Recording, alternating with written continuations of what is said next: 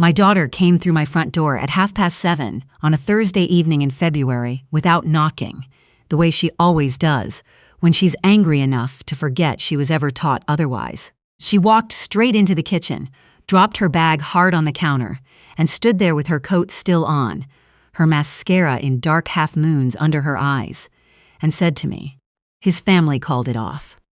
Because of you. Because you couldn't just be ordinary enough to leave well enough alone." I was standing at the stove. I did not say anything. I let her keep going. "Do you know what it's like?" she said. "To have a mother who embarrasses people just by existing? They were ashamed of you, a filing clerk. That's all you are. That's all you've ever been." His mother was right. You don't belong anywhere near their world, and you never did. She ran out of things to say. The kitchen went quiet except for the hum of the fridge and the sound of sleet ticking against the window above the sink. I dried my hands on the dish towel hanging from the oven handle. I walked to the hall closet. On the top shelf, behind the spare blankets and a box of winter boots, sat a navy blue accordion folder with a brass clasps that I had not opened in 3 weeks. I carried it to the kitchen table and set it down in front of her. "Sit down," I said. She looked at the folder, then she looked at me. "Sit down, sweetheart." She sat. I unclipped the clasp and opened the folder. And when she saw what was inside, the color drained from her face so completely that I reached over and put my hand on her wrist without thinking. What she didn't know, what nobody outside of a government office in Guelph knew, was that I had set everything in motion 6 weeks before she walked through that door. My name is Bernadette. I am 61 years old. I have lived in Barton Mills, a town of 16,000 people in Simcoe County, Ontario, for most of my adult life. My husband, Lloyd, died of pancreatic cancer 9 years ago. Our daughter was 26 at the time. She held my hand at the hospital more than I held hers, and I have never told her how much that meant to me. I work as a property assessment support clerk at the county's municipal services office. I have worked there for 28 years. My job is to process farm property class applications, verify agricultural activity declarations, cross-reference assessment rolls with MPAC records, and flag discrepancies in land use classifications. Most people in Barton Mills have no idea my position exists. That suits me fine. I earn $51,000 a year, and I am extraordinarily good at what I do. The county offices are in a 2-story brick building on Queen Street that smells like old carpet and photocopy toner. My desk sits next to a window that looks out onto a parking lot. In winter, I watch people scrape their windshields. In summer, a pair of starlings nest in the downspout across the lane. The drawer handle on my filing cabinet sticks a little. I learned to lift and pull at the same time. You get used to a place after long enough. Our house is a yellow brick bungalow on Maple Crescent that Lloyd and I bought in 1996 for $104,000. I paid off the mortgage with the last of his life insurance in 2019. The back fence leans in February every year without fail. I brace it with a cedar stake every spring. On the kitchen counter, beside the coffee maker, sits a wooden recipe box that Lloyd made in his workshop the winter our daughter was born. He wasn't handy. Not really. You could see where the corners didn't quite meet, but he sanded it 4 times and stained it twice and put a small brass hinge on the lid that still works perfectly. Every morning I make my coffee and take out whichever recipe card is on top. I don't always make the recipe. I just like seeing his handwriting. I am not telling you this to make you feel sorry for me. I'm telling you so you understand exactly who was sitting across from my daughter's future father-in-law when he decided I was not worth the trouble of acknowledging. My daughter met her fiancé the way most people meet in a town this size, through someone who knew someone. A colleague of hers brought him to a fundraiser dinner at the community hall in September, the kind of event where the chicken is dry and the auction prizes are gift baskets for local businesses, and everyone bids more than they should because the money goes to the hospital foundation. He was 31. He worked for his father's property development company. He was polite in a practiced way, The kind of polite that is so smooth you can't find the seam in it, and he had an easy laugh, and he remembered her coffee order without being asked on their third date. She called me on a Sunday morning 3 weeks in and said, "I think this is something, Mum." I had not heard her say that in a long time. Her father would have liked hearing it. They were engaged by the following June, at the lookout point on Horseshoe Ridge, on an evening when the sky was still light at 9 o'clock, the way it gets in Ontario in June. She called me before she even got back to the car. I was standing in my kitchen in bare feet when she told me, and I sat down on the floor without meaning to, my back against the cabinet, and cried in a way I had not let myself cry since Lloyd. His family had a great deal of money and a name that meant something in Simcoe County. His father ran the development company his own father had started. Commercial properties, retail plazas, light industrial parks. The company had built the new medical clinic on AW26, the storage facility complex near the highway interchange, and 3 of the strip malls between Barton Mills and the next town over. His mother sat on the board of the hospital foundation, chaired the garden show committee, and appeared in the local paper every few months beside a ribbon cutting or a scholarship check. They lived on a 10-acre property south of town with a circular driveway and a detached 3-car garage that was larger than my entire house. His uncle sat on the county planning committee. I should have known something was wrong the night of the first dinner. His mother arranged it for a Saturday in late June. "Just family," she said. "Come as you are." I wore my good gray blazer, the one I keep for staff recognition ceremonies at the office. I brought a jar of apple butter I had made from the tree in my backyard and a bunch of sunflowers from the market on 4th Street. I polished my shoes the night before. The house made you aware of your shoes immediately. Slate floors, a dining table that sat 12 white flowers in tall glass vases, the kind that don't grow in anyone's garden. His mother met me at the door with a smile that was warm in all the parts that didn't need to be warm, and cool in all the parts that mattered. She took the apple butter without reading the label and set it on the side table in the hall. I never saw it again. His father shook my hand over the salad course and asked what I did for work. I told him. Property Assessment Support Clerk, Simcoe County. A municipal services position. Something passed across his face in less than a second. I almost missed it. Almost. I have spent 28 years reading forms for things people don't want to declare. I know what a man's face looks like when he's heard something he didn't expect and is already deciding what to do about it. The look was there, and then it was gone, replaced by the kind of neutral smile that costs nothing.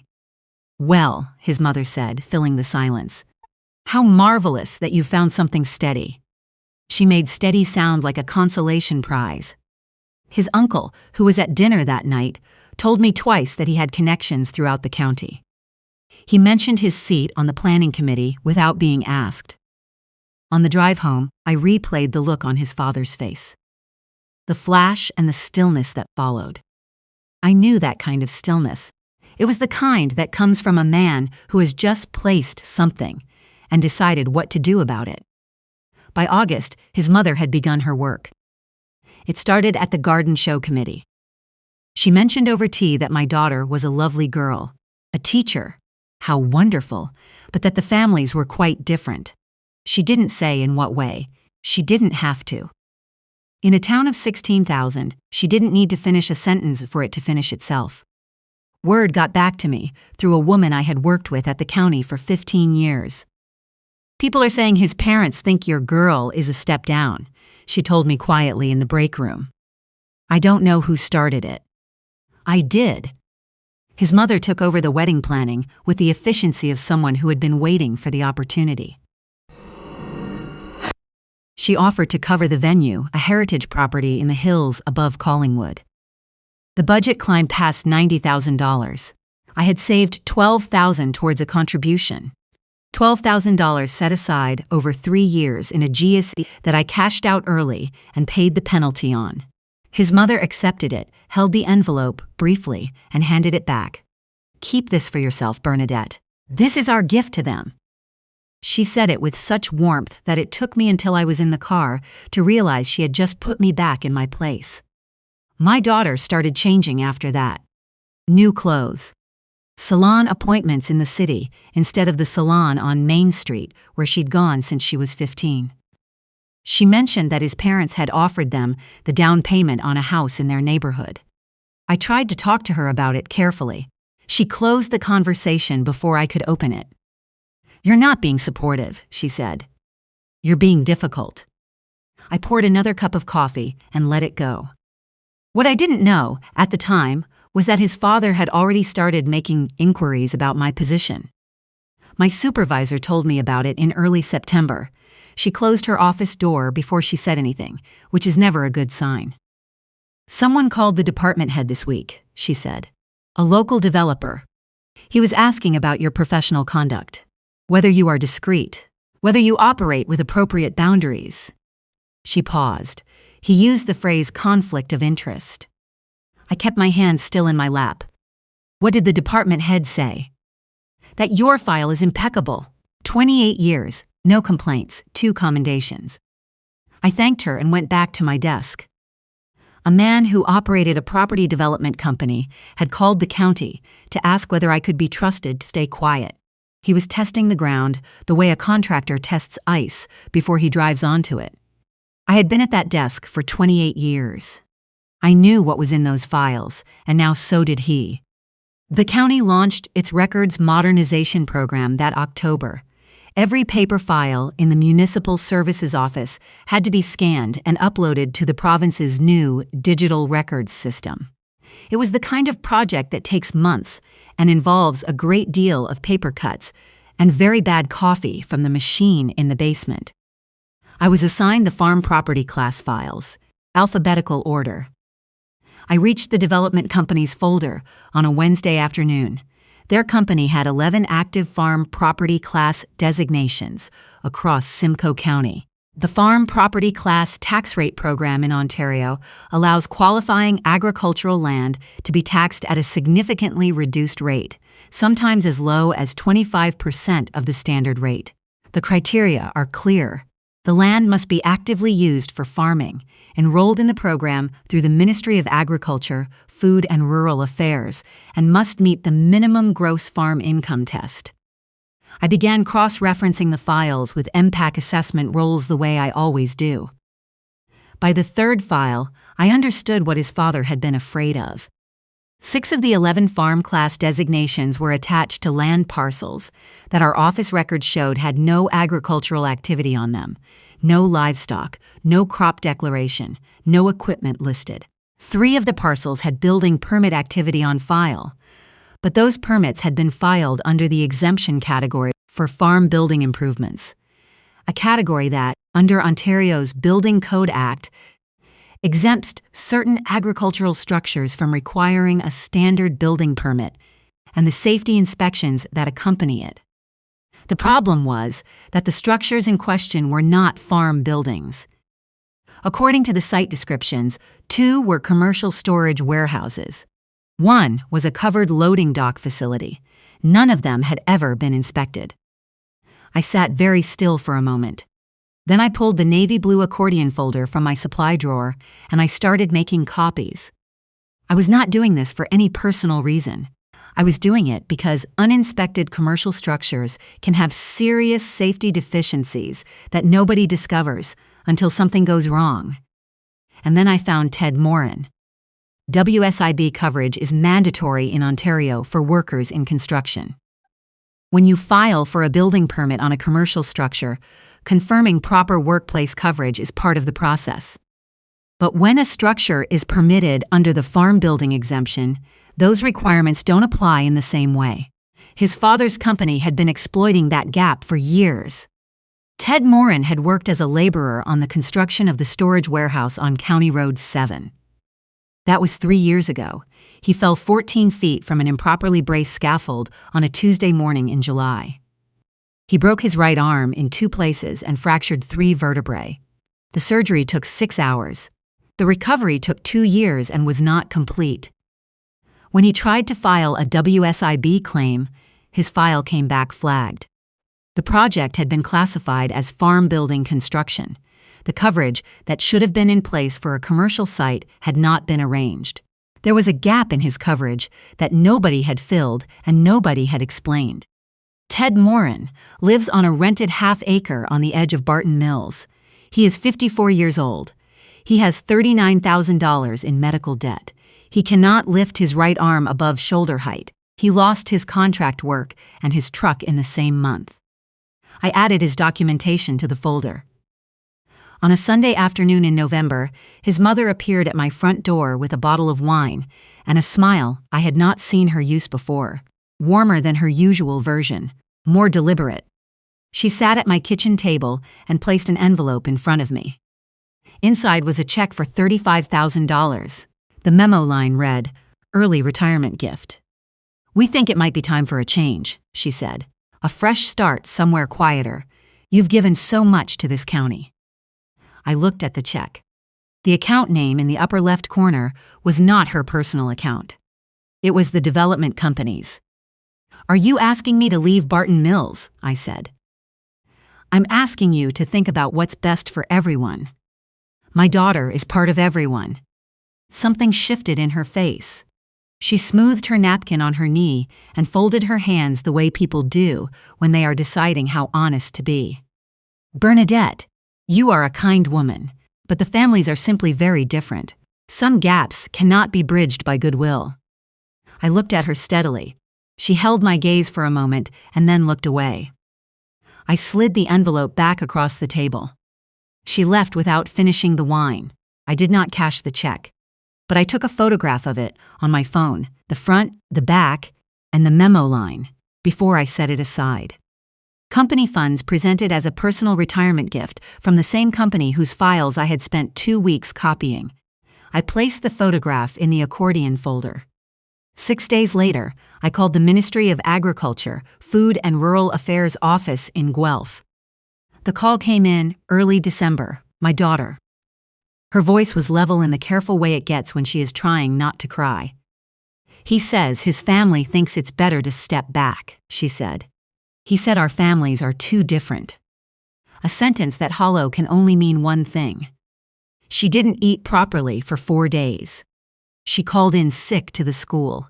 She sat in her apartment surrounded by the furniture I had helped her move in 3 years ago and looked at a ring she had started to think was permanent. Then the grief found its direction, the way it always does when it needs somewhere to go.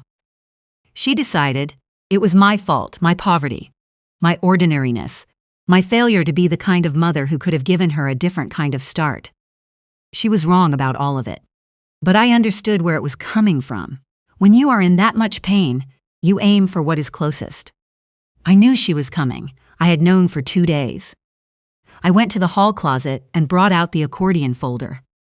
I set it on the kitchen table. I put the kettle on, and I waited. It was Thursday, 7:30. The sleet had been coming down for an hour. She came through the door without knocking, and she said what she said. Every word of it. I stood at the stove, and I let her finish. When she ran out of breath, when the kitchen went quiet except for the weather against the glass, I walked to the table and sat down. "Sit with me." She looked at the folder. Then she sat. I unclipped the brass clasp. "His family didn't call off the engagement because I'm a clerk," I said. "They called it off because I'm a clerk who processes farm property exemption applications, and your future father-in-law's company has been submitting fraudulent ones for 8 years. She stared at me. I spread the documents across the table. 6 farm property class designations on parcels with no agricultural activity.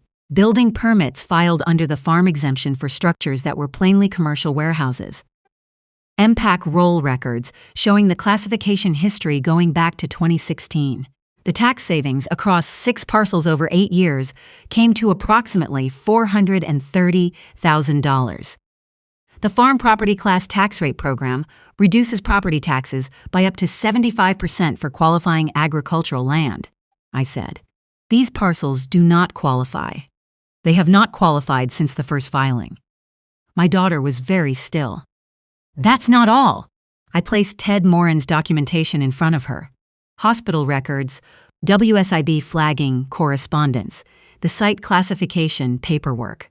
This man worked on one of those projects. Because the site was deliberately classified as a farm building project, the commercial safety requirements weren't met. He fell. He was seriously hurt. He had no proper WSIB coverage because the project had been misclassified to avoid those requirements. He has been carrying $39,000 in debt for 3 years, and nobody has answered for it. Her hand was flat on the table. His father knew I work in the office that processes these applications, I said. Having me at his dinner table every Christmas meant having someone who could read his files at every family gathering for the rest of his life. He wasn't embarrassed by salary. He was afraid of my desk. I closed the folder. They didn't break your heart because you weren't enough, I said. They broke it because they were afraid of what I could see. I had filed the complaint 6 weeks earlier. On a Tuesday morning in late October, I had called the Ministry of Agriculture, Food and Rural Affairs, and been transferred to the Compliance and Investigations Unit. I spoke with an investigator who asked me to describe my concerns. I did. She asked if I could compile the documentation and submit a formal report. I could.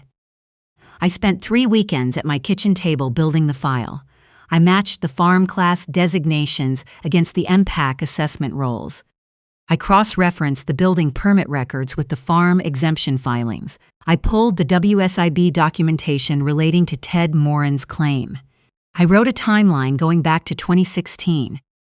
On a Saturday in early November, I drove to Guelph and delivered the package in person to the ministry offices on Stone Road. The compliance officer reviewed the first section while I sat in the chair across from her desks. She turned to the WSIB documentation and was quiet for a long time. "This is a comprehensive submission," she said. "We will open a formal investigation." I drove home on the 400 in light snow. The accordion folder sat on the passenger seat, lighter by 63 pages. I didn't feel triumphant. I felt the way you feel when you've done the right thing and you already know the right thing is going to cost something. His father found out about the complaint in January. My phone rang at 10:30 at night. I knew who it was before I answered. "You made a serious mistake," he said. "I filed a report with the provincial ministry regarding suspected farm class designation fraud," I said. "That is within my professional obligations." "You're doing this because you're bitter. Because your daughter wasn't good enough for my family." I let a moment pass.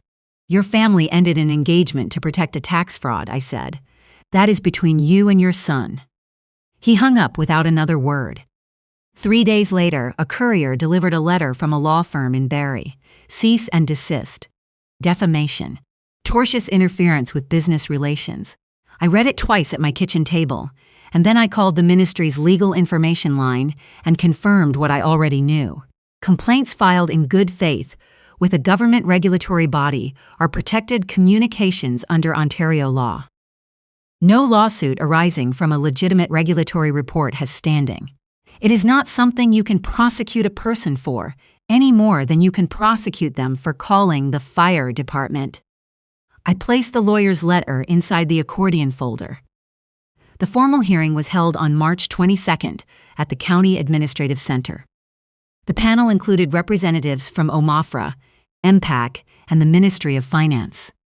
His father sat at the respondent's table with 2 lawyers from the Barrie firm. His mother was in the second row. His sister sat further back, arms folded, her eyes on the floor. Ted Morin was in the last row with his wife. He had taken the bus in from the edge of town. His cane was propped against the seat beside him. I sat alone on the opposite side of the room with the navy folder on my knees and a glass of water I didn't touch. When it was my turn, I walked to the witness table and set the folder down and opened it. I had no notes. I had spent 28 years working with these documents. "My name is Bernadette. I have worked in property assessment support for Simcoe County for 28 years. In October of last year, during a records digitization project, I identified irregularities in a set of farm property class applications held under a single development company.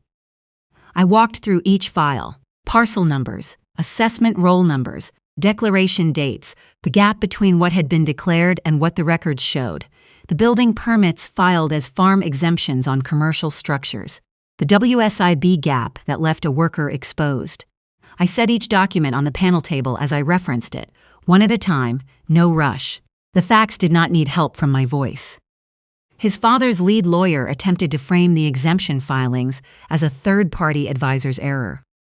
His client had relied on professional guidance. He had no direct knowledge of any misclassification. The panel chair looked down at the documents. "The filings are signed by the company's Director of Property and Compliance," she said. "Is that person present?" Every head in the room turned to the third row. His sister was the company's Director of Property and Compliance. She sat for a moment with her hands in her lap. Then she stood. Her voice came out thin but steady. "My father directed me on how the filings should be prepared," she said. "He showed me how the previous ones had been done. I followed the same process. I didn't understand fully at the time that the land use declarations were inaccurate." His father said her name very quietly. The warning in it was plain. "He knew the parcels weren't being actively farmed," she said. "He knew from the first application." The room went still in the way rooms go still when something that cannot be unsaid has just been said. Ted Morin testified after that. He made his way slowly to the witness table, settled into the chair carefully. He described the Wednesday morning on County Road 7, the scaffold, the ground coming up fast, the sound his arm made. He described calling the WSIB number over and over in the months that followed and getting no resolution. He described the medical debt and the lost work and the things he could no longer do without help. He looked at his father's table when he finished. "I just needed someone to have done the paperwork properly," he said. "That's all it would have taken." His father stood at that point. His lawyers reached for him, but he stepped forward anyway and pointed at me across the room. "You had a personal motive," he said. "Everyone in this room knows what this really is." I looked at him. My hands were folded on the table in front of me. "I processed a file," I said. "The same way I process every file. That is the extent of my involvement until the irregularities became apparent." The panel chair asked his father to sit down. He did. They deliberated for 35 minutes. The findings: 6 farm property class designations determined to be fraudulently obtained, spanning 8 years. Recovery of approximately $430,000 in back taxes and penalties assessed against the company. A formal referral to the Ontario Ministry of Finance for further proceedings. A separate referral to WSIB Ontario regarding Ted Morin's coverage gap and potential liability under the Workplace Safety and Insurance Act. His mother had left the room partway through the deliberation. I did not see her go. His sister remained in her seat when the panel rose. She was still sitting when I stood, gathered the folder under my arm, and walked down the center aisle toward the door. 2 evenings later, my daughter's fiancé called me. He told me he had suspected something was wrong with the company's filings for years. He hadn't understood the specifics, but he had known. He told me he should have asked harder questions, that he should have said something at the first dinner when his father made the comment about my department. I knew exactly what he meant by it, he said. I just stood there. Yes, I said, you did. A long pause. Is she all right? She's getting there. That's a question for her, not me. I set the phone down on the counter and sat in the kitchen with the lights low. I opened the recipe box and didn't take anything out. I just sat with it in front of me. My daughter came back on a Saturday morning in early April, when the snow had finally pulled back enough to show the grass underneath, still brown and flattened from the winter, but there. She knocked this time. 2 quiet knocks. When I opened the door, she was standing on the step in her old university sweatshirt, no makeup, her hair pulled back the way she used to wear it when she came home for reading week. I read the article in the Courier, she said. I stepped aside and let her in. She sat at the kitchen table. The accordion folder was still there, moved to the side near the fruit bowl. I kept meaning to put it away and not getting to it. "I called you a filing clerk, like it was something to be ashamed of," she said. Her voice was uneven. "I said you never accomplished anything real. I said those things in your kitchen." "You did." "I'm sorry, Mum." She put her hands flat on the table. "I'm so sorry for all of it." I sat across from her. I didn't tell her it was all fine, because it wasn't, not entirely, not yet. But she was at my table, and that was the part that mattered most right now. I got up and poured her a coffee and slid the wooden recipe box to the middle of the table between us, the way I used to on Saturday mornings when she was small and would sit with me while I made bread, pulling out cards and asking me to explain every recipe to her, holding them with both hands like they were documents. "Your father made that," I said. "I know he did." She touched the corner of it, the place where the joint wasn't quite even. "I know." We sat like that for a while. The coffee went warm in her hands. "I need you to understand something," I said. She looked up. "I didn't do any of this because of the engagement. I didn't do it because they hurt me, or because I wanted to see them hurt back. I did it because a man named Ted Morin fell 14 feet from a scaffold and spent 3 years trying to pay a $39,000 medical bill with no help coming. Because people in this town walk into buildings every day that were never properly inspected. Because that matters." I let that settle in the quiet kitchen. I am a property assessment support clerk. Nobody has ever asked for my autograph for it. But every application I verify, every classification I flag, that is how the rules stay honest, one file at a time. My daughter looked at me for a long moment. "I know, Mum," she said. "I know that now." She picked up her mug and looked out the window at the backyard, where the cedar stake was still propped against the leaning fence. "I'll come this weekend and help you fix that," she said. "It's not urgent." "I want to come anyway." I opened the recipe box and took out the card on top. Applesauce cake. Lloyd's mother's recipe, in his handwriting, copied out the winter I was pregnant because he'd seen me go back to it so many times he decided it should be preserved properly. I set it on the table between us. Ted Morin's WSIB case has been reopened. His lawyer says the retroactive coverage application is strong. His wife told me after church last Sunday that he's been sleeping better. His father's company is under Ministry of Finance review. The back taxes and penalties have been assessed and are being appealed. His uncle resigned from the county planning committee the week after the hearing. His sister cooperated fully with investigators. She has retained her own legal counsel, separate from the family firms. My daughter and her former fiancé are in contact again. Careful, early. I stay out of it entirely. Whatever they build or don't build is theirs to decide. I still work at the county office. Same desk, same window, same parking lot full of people scraping their windshields in February. The drawer handle still sticks. I still lift and pull at the same time. Welcome to Bold Mom Stories, where the women who keep the records straight finally get to tell theirs. If this reminded you that quiet, careful work can hold more power than money ever buys, share it with someone who needs to hear it today. Drop a comment, and if you haven't subscribed yet, this is a good time to start.